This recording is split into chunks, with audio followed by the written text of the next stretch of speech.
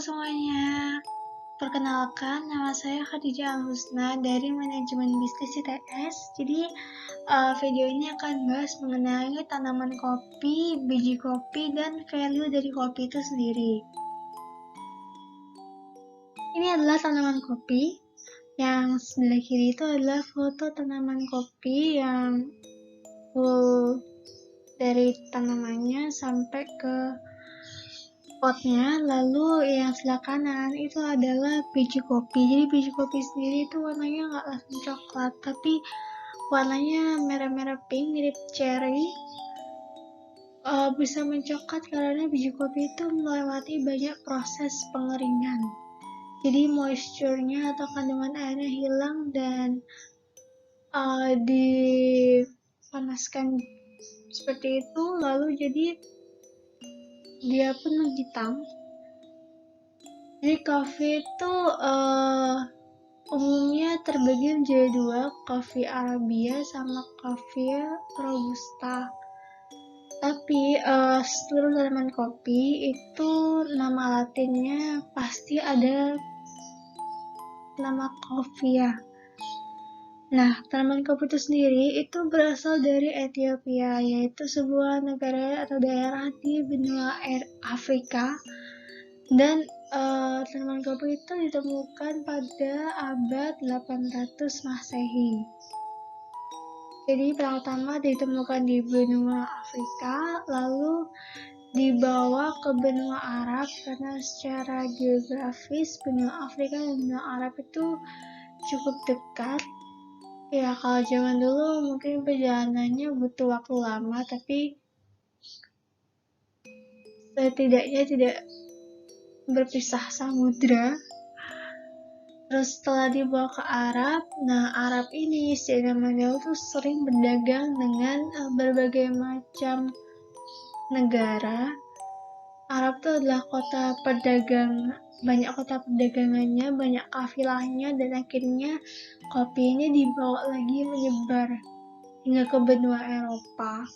Dan bisa dari sana itulah benua Eropa tuh menyadari bahwa kopi ini adalah sebuah minuman yang sangat enak, memiliki rasa yang unik dan menarik, memiliki rasa yang buat wah. Sehingga bangsa Eropa sejak mengenal kopi itu dari tahun ke tahun mereka impor kopinya semakin besar.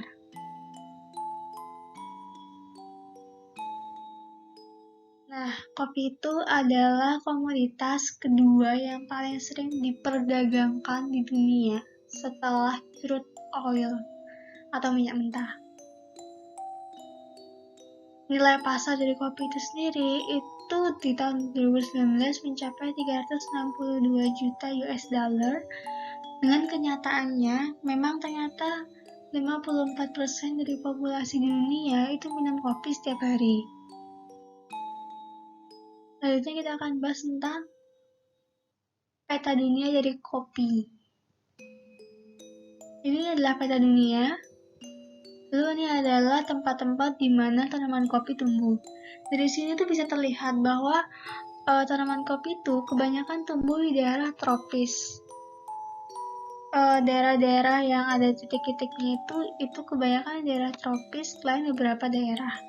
Tanaman kopi yang diklaim sebagai yang bisa menghasilkan biji kopi terbaik itu pertama-tama tuh dari Ethiopia, yang kedua dari Kenya, dan yang ketiga dari Kolombia. Selanjutnya dari segala macam jenis biji kopi itu roughly atau kasarnya dibagi menjadi dua. Yang pertama adalah biji kopi Arabica. Nah, Arabica ini punya aroma yang halus, kandungan kafein lebih kecil, tapi mahal untuk dibudidayakan. Meskipun mahal, ternyata 70% dari seluruh biji kopi di dunia itu adalah biji kopi Arabica. Nah, yang kedua adalah biji kopi Robusta.